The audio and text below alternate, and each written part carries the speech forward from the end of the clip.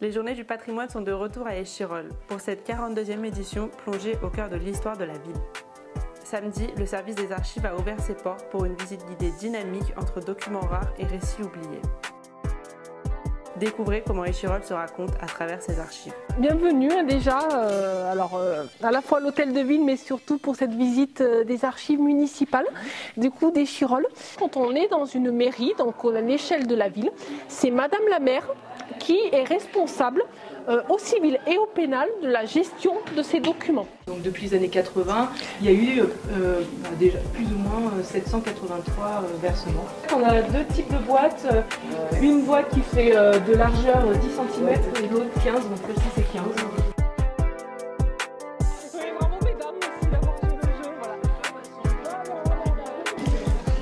On est ici dans un sous-sol, l'époque 1830-1848, une monarchie constitutionnelle.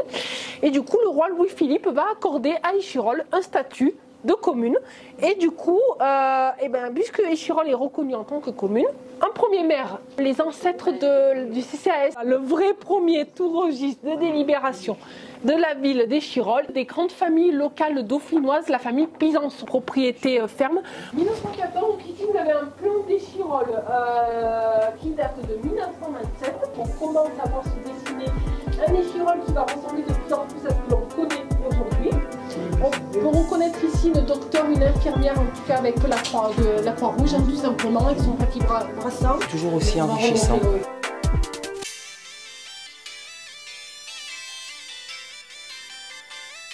Bienvenue dans nos bureaux de travail. On est à la fin de la Seconde Guerre mondiale.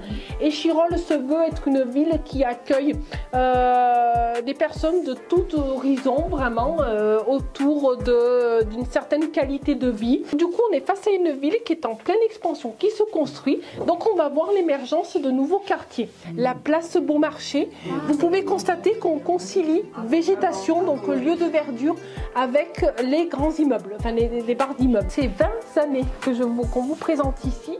Dimanche, c'était direction le parc Robert Buisson pour la reconstruction de l'arrivée de Charles Renon et de sa famille à travers un spectacle équestre.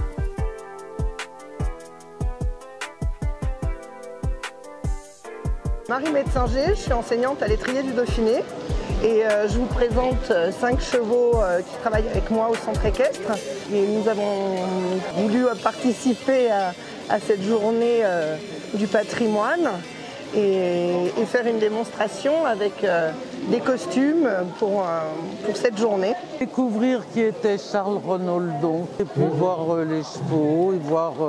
Et j'aime bien Échirolles, j'aime beaucoup cette halle. Je viens chaque année au marché de Noël.